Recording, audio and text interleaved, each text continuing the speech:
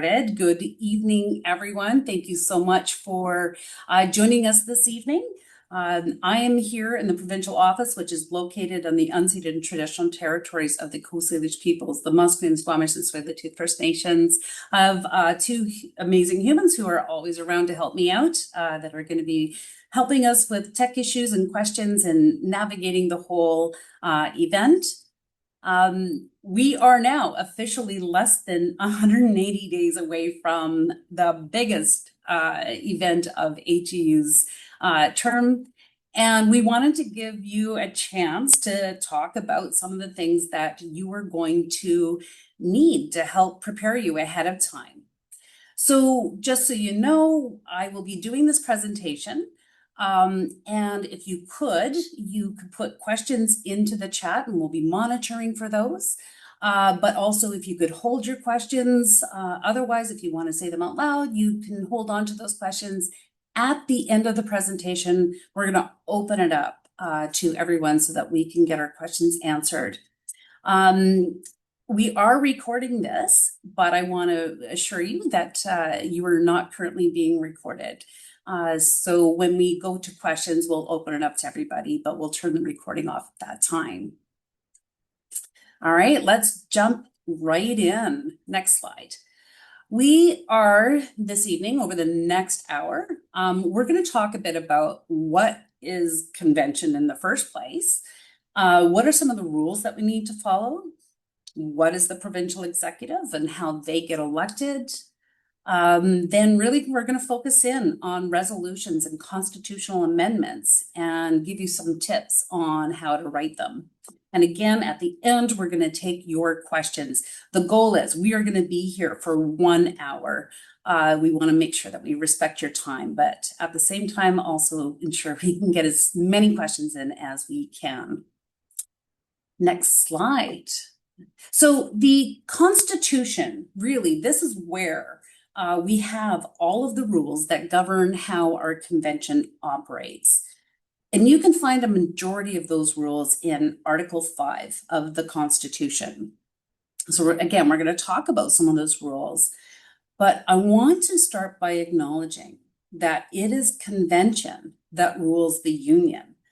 At convention, this comes directly out of our Constitution, that all sovereign powers, including the legislative, executive, and administrative, and the judicial powers of the Union, shall be vested in the convention when in session. Okay, so that's fancy words for saying convention is our house, it's our parliament. And this is where our members that are able to be at convention have the democratic power to guide and direct and set the vision of the Union. And they do that through electing their provincial executive, but also through creating laws and policies. Now, in between conventions, it's your provincial executive that has the responsibility to govern, but it's limited in their power in which they have to do so. Next slide. Okay, so again, Article 5 of the Constitution contains the rules that we have to follow for convention, but Article 6 outlines all of the information around the provincial executive elections. So your convention package that hopefully most of you have in your Secretary Treasurer's mailbox right now will have a lot of the relevant information that we're actually going to be talking about tonight, but it'll be in written form so you can always refer to it. I just want to say that if your local has not yet received it, check in with your Secretary Treasurer. They're the only ones that will be getting this package. If you have changed your Secretary Treasurer in this last election, hopefully you have your updated officer forms, because that will have informed who we would have sent the elections to. The package to. If your Secretary Treasurer does not have the package, check in to see if your former Secretary Treasurer has it. If after a couple of weeks you do not have that package, please let us know. But you will need to track it down. If we have sent it out, We will tell you where it got sent, but you have to track it down because you need that physical copy. We're not going to be able to send you a new package. So if you have questions around this or you want to check who it was sent to, you can email convention@heu.org. If I can get Heather or Crystal to put that in the chat, I would love that so much. So the other thing around conventions in this package, it's going to contain the number of delegates that your local is entitled to. It's going to include the green credentials, the famous sheet. It's on green paper that will have your credentials. This is the forms for your delegates. Now, this is the official form that needs to be filled out and returned. The instructions for submitting those, the resolutions and amendments are going to be in the package as well. You can send those in by mail, but there's also an online portal to submit your resolutions and constitutional amendments. Also, you can nominate people for the convention awards. Your original green credentials form, the designated alternate list, and the hotel room, childcare, and accessibility forms must be submitted by mail. It must include the original signatures, and faxed, scanned, or photocopied credentials will not be accepted. Information on the website is going to be available as well. So there's lots of information on the website. We'll get you that link. So you have that information even if you don't have the package itself, as does all members. They will have the ability to have that information. So the deadline for all of these submissions is the same date. It's 90 days prior to convention. So that is August 4th at 5 p.m. I want to be clear, anything that is submitted at 5:01 or later cannot be accepted under any circumstance. I will give you one caveat though, that if you have it sent, say, by registered mail, and you have proof that it was sent prior to that time, we would accept that then. But if you have any other sort of reasons as to why it didn't come in, you're not going to be able to accept those reasons. Okay, next slide. Oh, okay. So more than likely, folks have not held your delegate elections yet. But what we're hoping is, make things easier for us, is that if you do that as soon as possible, you're going to need to do this at a meeting with quorum. And if you can't get quorum, you're also able to hold a special meeting if that's required. Please post a notice 7 days in advance of your meeting and ensure that you put convention delegate elections on the notice and post it as far and wide as you can in your local. Eligibility. So most of us know eligibility means that it's that you have to have attended 50% of the meetings held in the last 12 months. So if you're doing your elections, say in May, you do not include May in that 12 months. It would be the preceding 12 months that you would count. So you would need at least 6 meetings. So there are caveats to that as well. And you can find more information around how eligibility works in the package that was sent to you. So there's, you can have 2 letters of it to recuse yourself or excuse yourself, that you get credit for those. It has to be sent within 10 days and a variety other rules. Read the document, but if you have questions beyond that, please simply email me your questions and I can help you sort that out. My email is bnetterpel@heu.org, and we're happy to help that out. So before you do your delegate elections, please have your eligibility prepared, the list prepared, so that people will know who is able to attend convention. And I want to say this again, you must be eligible to be a delegate. You can see this in Article 5, Section D, where it specifically states all delegates to convention must meet eligibility.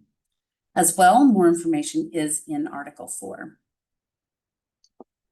And if I wasn't clear already, I'm going to just go one step further. If you have vacancies, even after eligible members have filled all the spots, you cannot fill those spots with non-eligible members. Okay, now how to elect multiple people as efficiently as possible? If you had to elect each one of your delegates one by one, it would take quite some time. So I'm going to give you a little bit of a trick.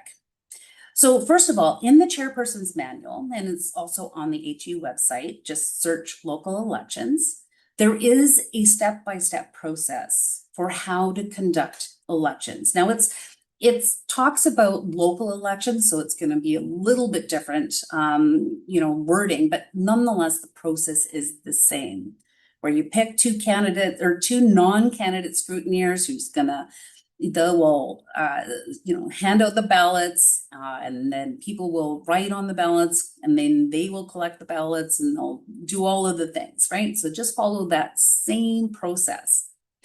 I will say also a secret ballot is not required, but still I strongly recommend that you do a secret ballot. So that means be prepared to have ballots and pens when you do your election. So here's how you do this for multiple people. So you have 5 spots. If you have 5 or less people who are eligible, then the people who are eligible that want to go would be acclaimed, or they would automatically be provided those credentials. But if you have 5 spots and there's 7 eligible people that want to go, you will have to hold a formal election. So how you do this on one ballot is if you have the number of delegates that you are allowed, the quickest way to do this is hand out ballots, and people can write down the names of the nominated eligible candidates, and they would write down up to that number of names on one ballot. So if you have 5 delegate spots, you have 7 people who want to go and are eligible, people can write in up to 5 names on one ballot. So you can only vote for a candidate once on a ballot. So you can't put bar for all of them. That doesn't work. That spoils your ballot. You also can't vote for more than what the spots are. If you have 5 spots, you vote for 6. That ballot is now spoiled. Then the scrutineers will take these away and they will count how many votes each of those people got. So you may need to hold a vote to break a tie. And you also need to make sure that you elect your alternates, which I strongly recommend because it's quite often that alternates will get called up to fill a vacancy, a short notice vacancy. So it's not important to know who the 5 or the full delegates are. You don't need to know what order those were elected in. But for your alternates, you do need to know the order. So again, back to our example of 5. If you have 5 people, there are 5 delegate spots, you have 7 people running. The first 5 people will get the 5 spots. Your first alternate will have the next highest number of votes, and then the second alternate would be the next number of votes. Again, if you have a tie, you're going to need to ensure that you break that and you're able to have the order when it comes to the alternates. One other thing when it comes to alternates, it really depends on the local and how you want to do this. But sometimes what a person will want to run for an alternate position if, only if, like only for an alternate position. They won't run for an actual position, but they would put their name forward to be an alternate. If that's the case, you elect your 5 delegates, you open up nominations for alternates, and you would start from scratch. So you would have people self-nominate or nominate for those alternates. Does that make sense? I hope. Simply because some people will want to be an alternate because they're trying to make space for other people to attend. And if people can't attend, that they would be happy to. So sometimes they'll put their name forward only for alternates, and it would be a great thing if we can give them that ability to do so. Okay, but what if you hold a meeting and you have 3 months to do this? If you hold 3 meetings in that time and you just can't get quorum, well, the closer you get to that deadline of August 5th, if you can't get quorum, Article 5 will allow for those locals that have not met quorum in the 3 months preceding the deadline that the executive can make the decision of who the delegates are. They still must be eligible. And when that decision is made, they still have to bring it to the local members. Now, here's the thing. Don't be tricking me. You need to be able to demonstrate that you held regular monthly meetings. And you have to show that you've made attempts to get that quorum. If you're not holding meetings and then you just allow the executive to make the decision, your credentials could be challenged and potentially invalidated. No one wants that. So make sure you are holding your local meetings monthly, which is a requirement under the Constitution. And again, at the next meeting, you have to report to the members what the executive decision was. Okay, now, one of the main reasons we have convention is to elect your provincial executive. So there's 28 provincial executive members, one of which is the secretary business manager, who is staff, is hired at their first convention. They are what we call ratified, that the members approve their hire. After that, they don't need to be ratified again. So Lynn Bickert is our secretary business manager. She was ratified at the last convention, so does not need to be ratified again. So provincial executive consists of 13 regional vice presidents who are elected in caucuses. There's the 6 diversity vice presidents also elected in caucuses. And then what we call the at-large elections. So that's the 2 full-time officers, the president and the financial secretary. There is an election for 2 trustees. So just at the local level, it's the same thing. The senior trustee-elect is elected for a 4-year term. So there will be 1 trustee who does not need to be elected because they maintain their executive position for an extra term, and 1 will be vacated. So there's always going to be 2 trustees elected at each convention. Okay, so here's the thing. Only delegates that go to convention can run for the provincial executive and vote for those candidates. As well, elections are done in order. So it starts with the regional vice presidents, diversity vice presidents, and then the members at large. We're going to have more information about how a lot of these things work as we get closer to convention. But I just want to give you a little bit of a heads up on a couple of things.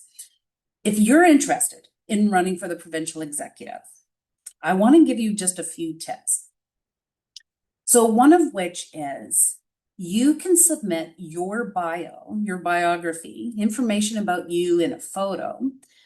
You can submit that by July 23rd, and that would be included in the convention package. So every delegate will get your biography, and they'll have the opportunity to, see you, get to know you, at least through the information that you have shared.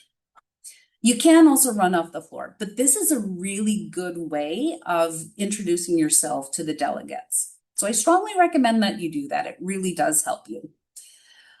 We also want to have a really good convention.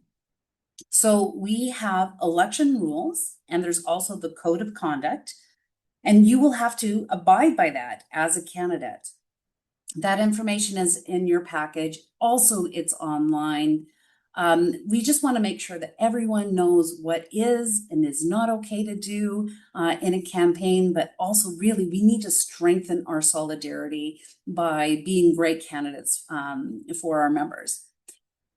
I don't want to get too much further into that because there is going to be a special webinar just on how to be a candidate in the future, and they'll go into better detail than this. But I just want you to know, before you decide to run, consider, what is it that you're running for? It's a governance board, so your primary responsibility is really to set the vision for the union. It's under the direction of convention and the Constitution and ultimately the members. Governing means you have a fiduciary duty, the legal responsibility to uphold the Constitution, the policies, and the collective decisions, and you must abide by the code of conduct. Provincial executive members do not have influence over the day-to-day operations of the union. So we don't direct staff. We don't tell them, precisely what to do on a day-to-day basis. And governing also has very little to do with your collective agreements. So provincial executives, members do not administer the collective agreements. They do not handle grievances. That's not their role. It's not my role. That role belongs to the reps. So if governance is your jam still, you can, find out really what is the description of each provincial executive member. That's in Article 7 of the Constitution, and reach out to current members of the provincial executive. Find out, what does their job entail? What has their experience been? It really is a big commitment and a lot of responsibility, but it's also one of the greatest honors that at least I know in my life, to be able to serve the members. And I know so many of you feel the same way. Okay, next slide.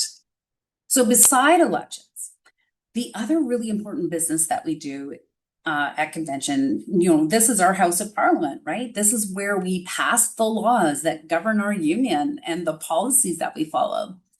So how we do that comes in the form of resolutions and constitutional amendments. So let me focus on resolutions first.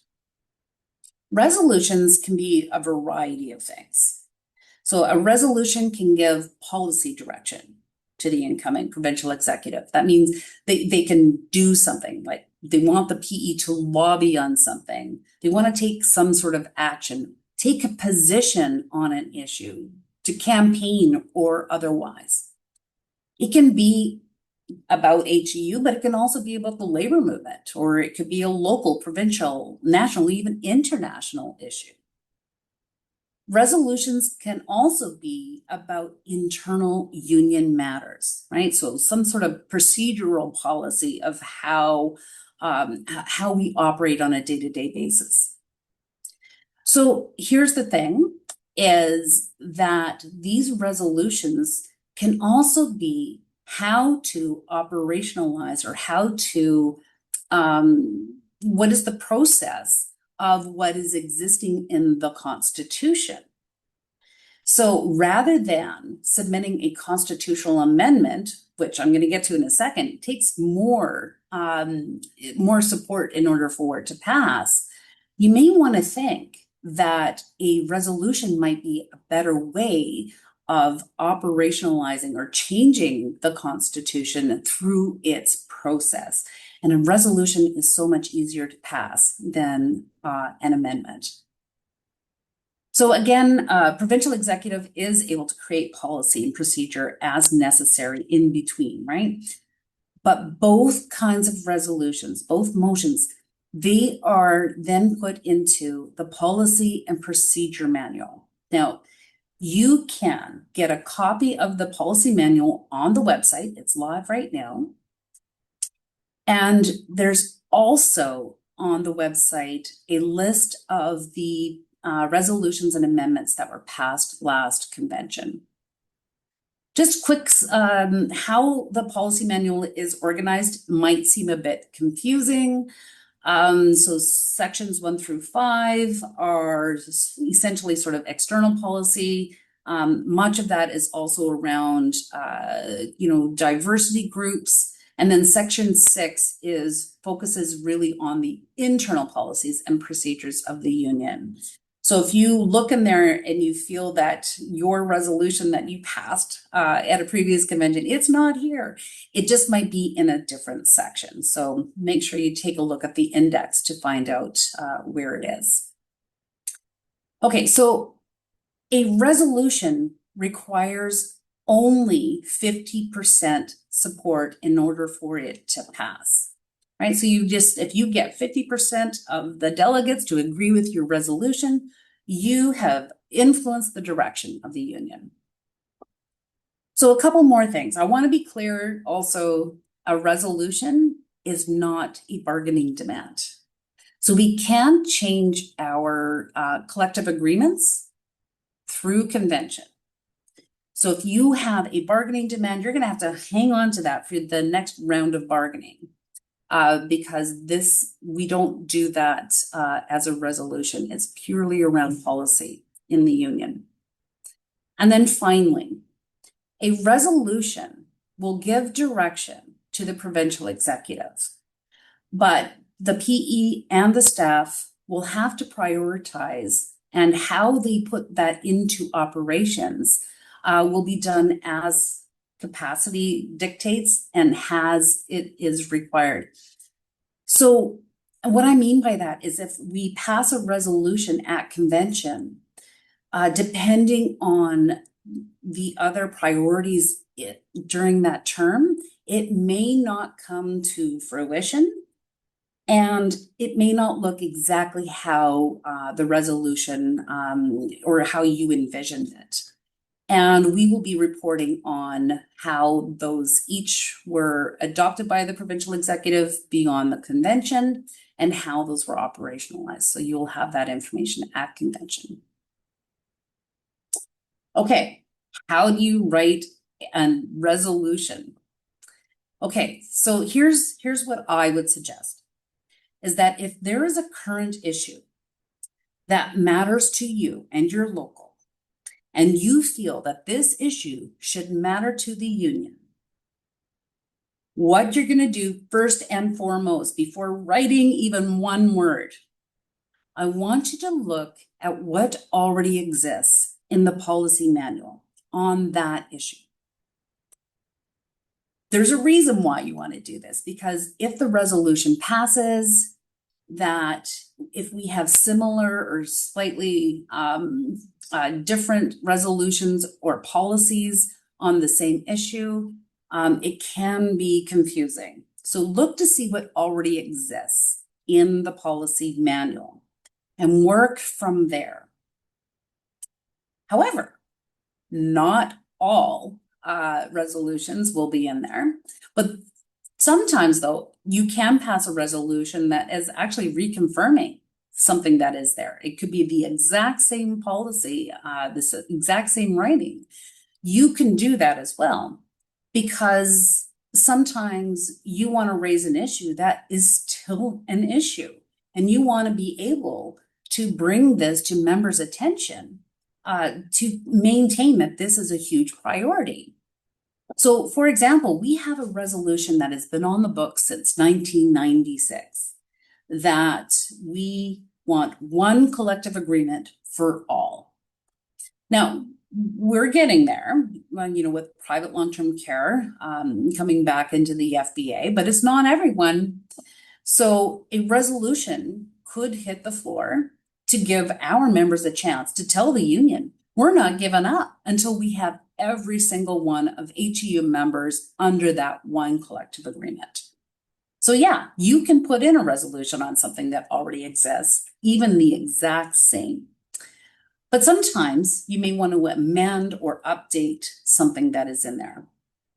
So you'll look, and honestly, if you look through that manual, you'll probably see things that are outdated or need some improvement.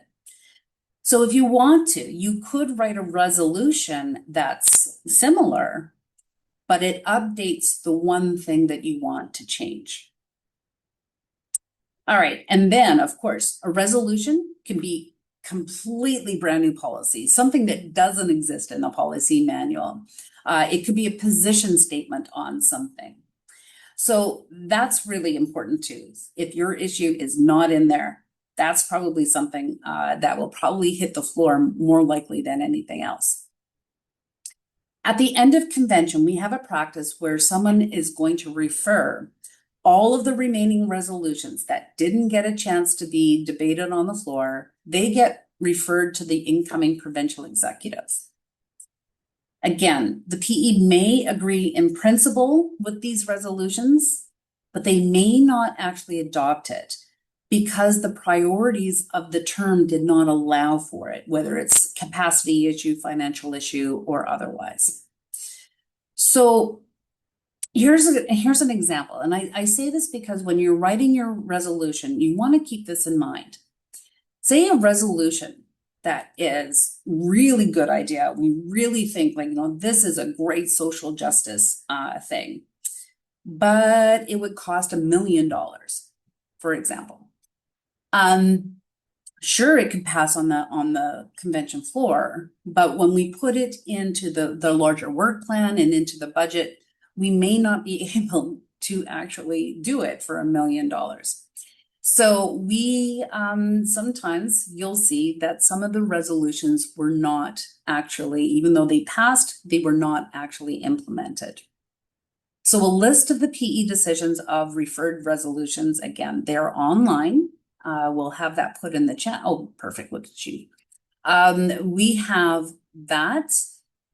You, again, might want to look to see where those landed last time, and that might influence the resolutions you're going to write this time.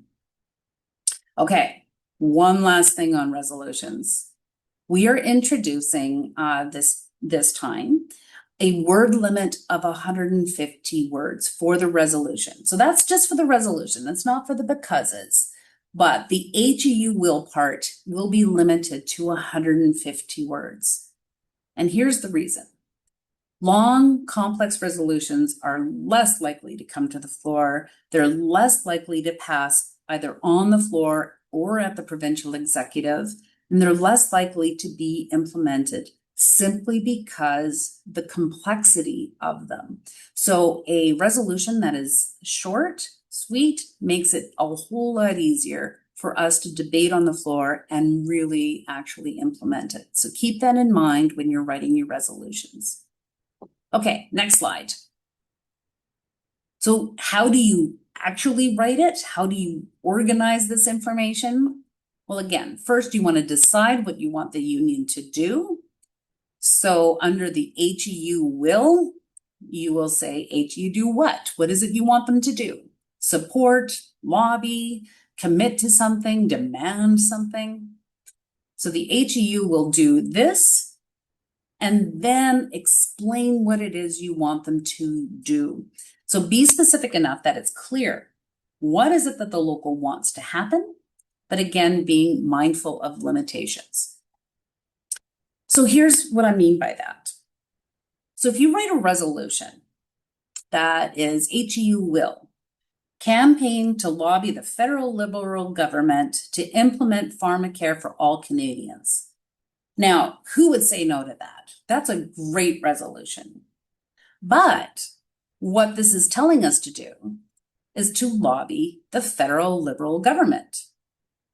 What if the Liberals were not in government one day? This resolution then would become dated. But really, this is something that we believe in. just as, as human beings, let alone anything else, we want to have everybody have access to pharmacare. So you may want to write it in a way that's more general, such as, that we support or that we continue to lobby the federal government, whoever it is, lobby the federal government to implement pharmacare for all Canadians. So it's general. That way it'll have some longevity in the policy manual. Now, either way is good. Both are good. It really depends on what it is that you want to accomplish. Do you want something that happens right now? Or are you looking for a policy that is going to continue into the future?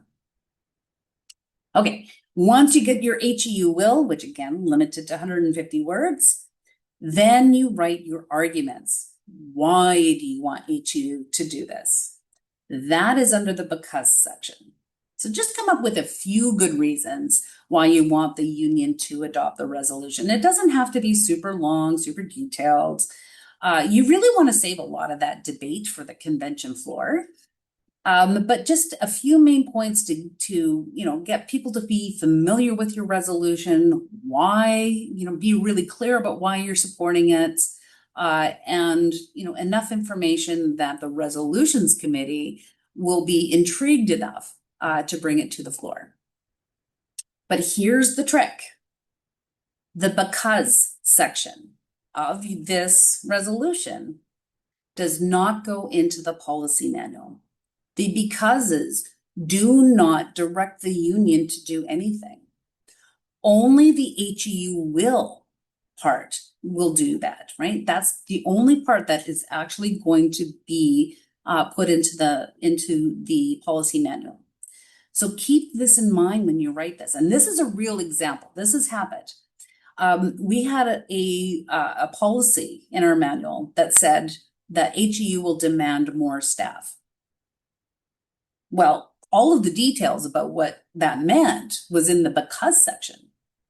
And that listed like who is being demanded to, who are we demanding that from? Is it for all workers? Is it for, HEU staff? Is it, for just HEU members in long-term care? It wasn't clear.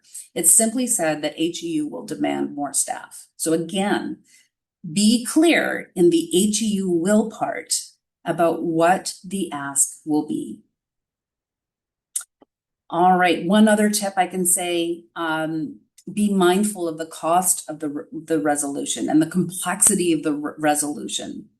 The more resources that it will require, whether it's money, staff, or otherwise, the more difficult it will be to be implemented. So just take that into account. It might be completely valid. Don't let it stop you, but just keep that in mind when you're writing the resolutions.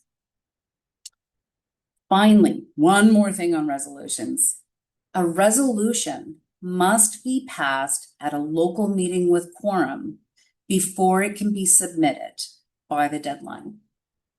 Okay, you are going to need to submit the minutes from the meeting to show that you had quorum and that there was a motion to pass these to be submitted to convention.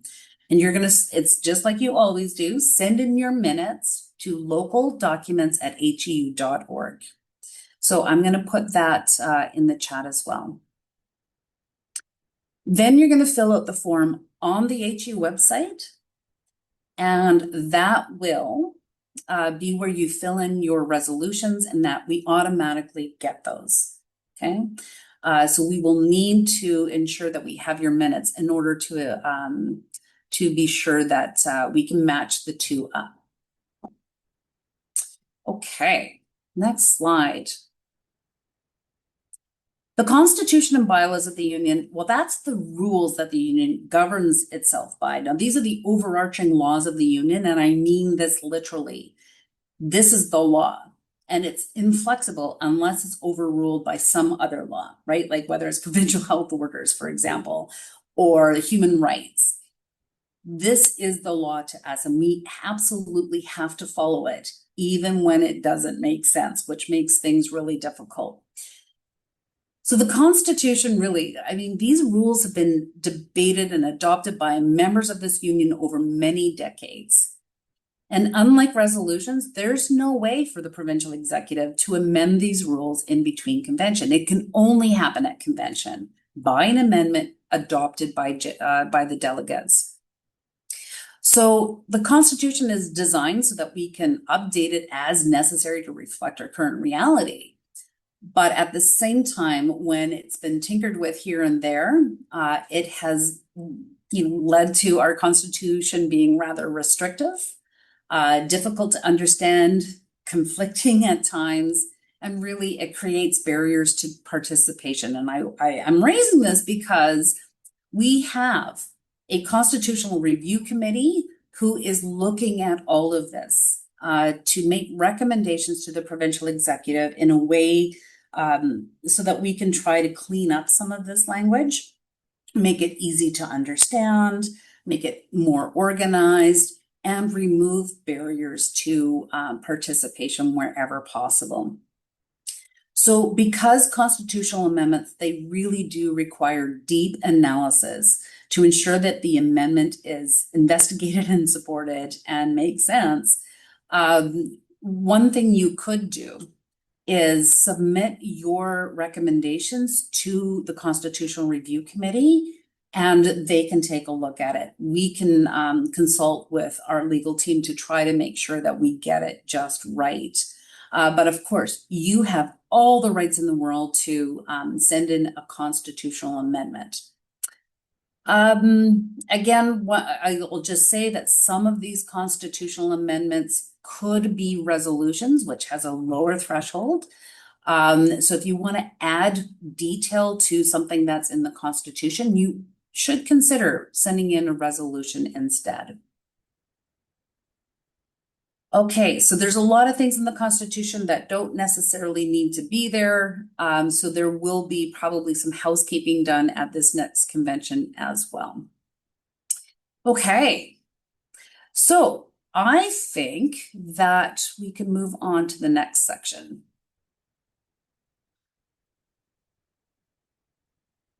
Oh, did I mention, if you want to send in your recommendation to the Constitutional Review Committee, the email address is inclusion@heu.org. And again, constitutional amendments require 2/3 support of the delegates in order to pass. Okay, home stretch, folks, we're almost done. To write a constitutional amendment, this is a lot more specific than a resolution, because you need to identify specifically, not just specifically the article in the section that you want to amend or delete.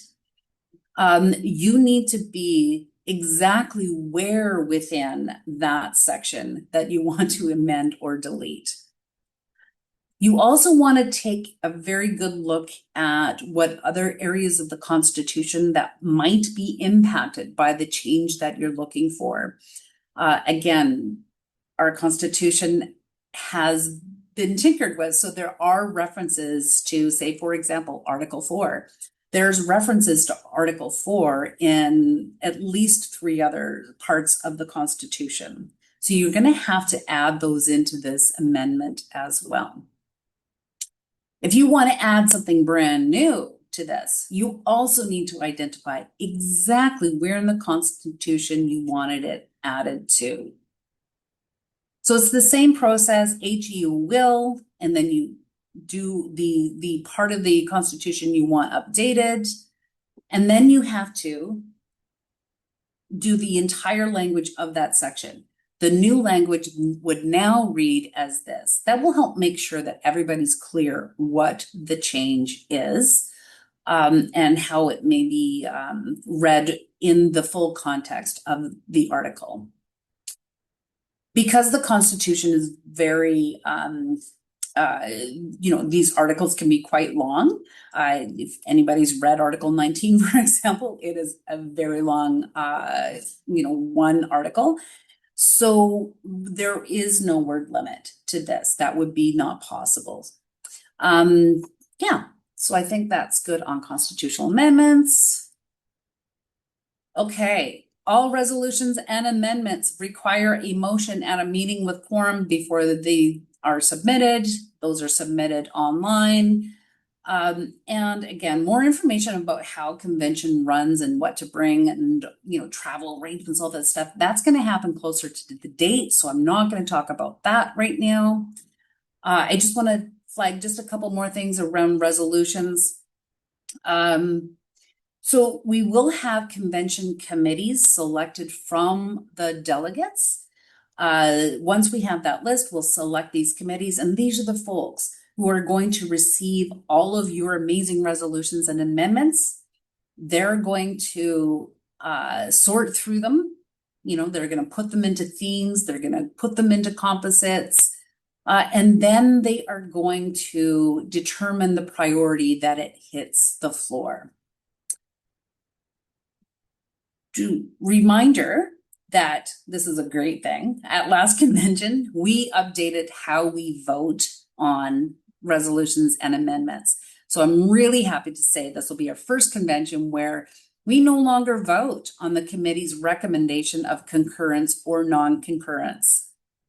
We don't vote on that, but they still will give you a recommendation as to whether or not they believe this resolution or amendment is a good one. And this is your peers that are looking at this and making this priority.